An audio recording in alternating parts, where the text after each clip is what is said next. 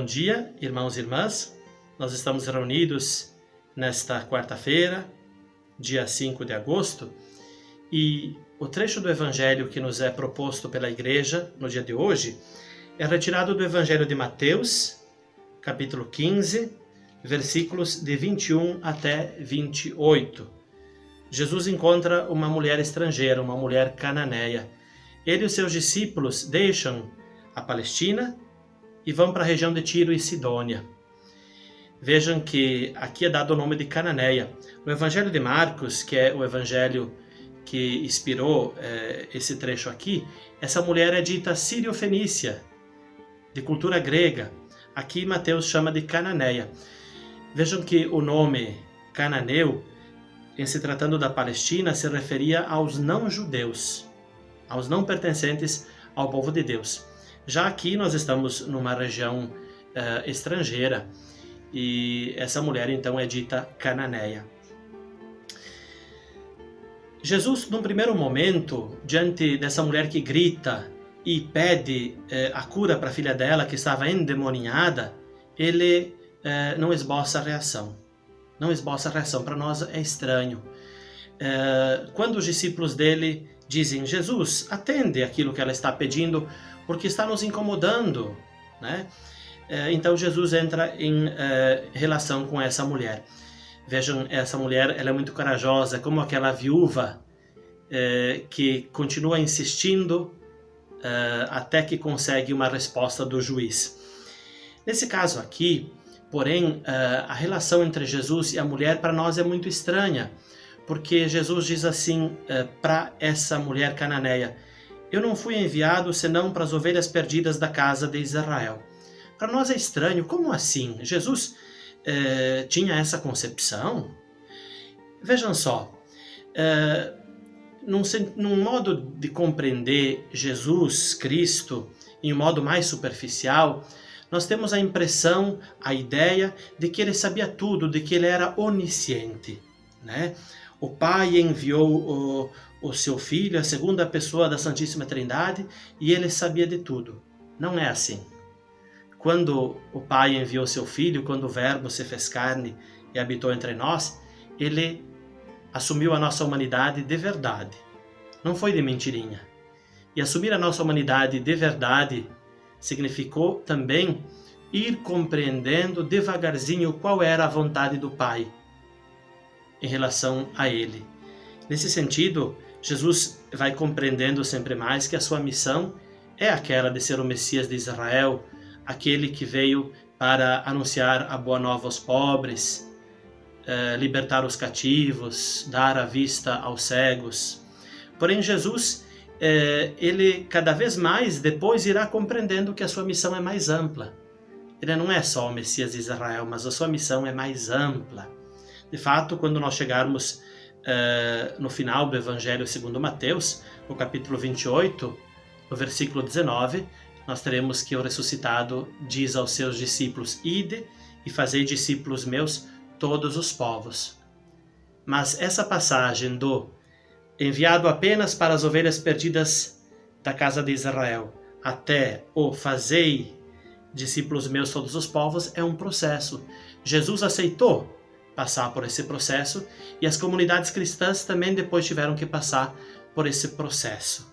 Não era fácil para os judeus compreenderem essa abertura em relação aos outros povos. De fato, a metáfora que é utilizada ali, quando Jesus diz assim: não é lícito que o pão destinado aos filhos seja destinado aos cachorrinhos, para nós é uma metáfora muito dura.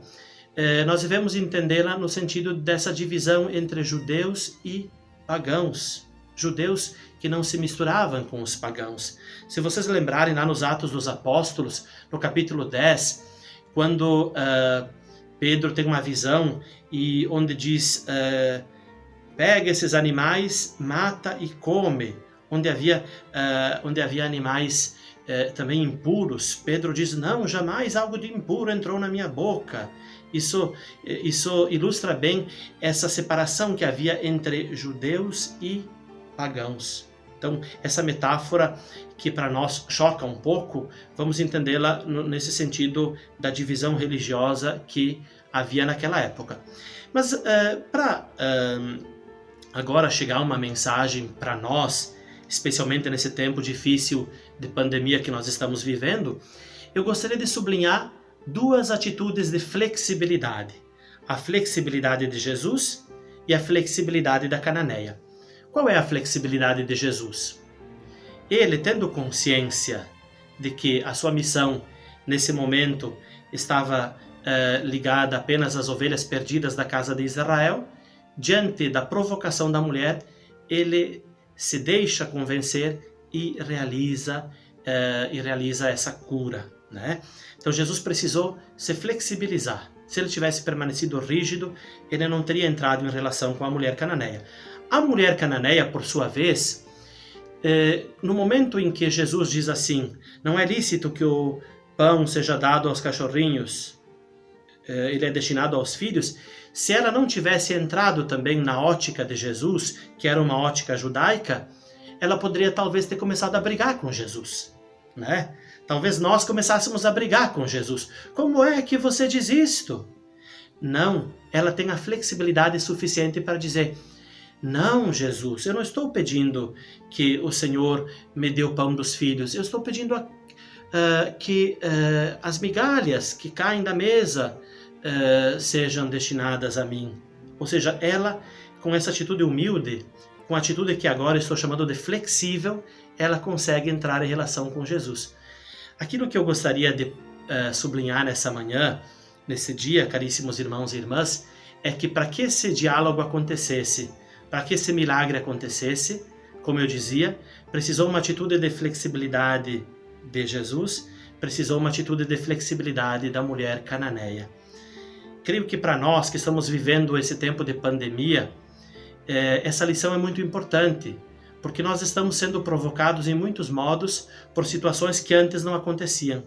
Se nós permanecermos rígidos em atitudes que nós tínhamos, em concepções que nós tínhamos, nós muitas vezes iremos ter respostas negativas, conflitos.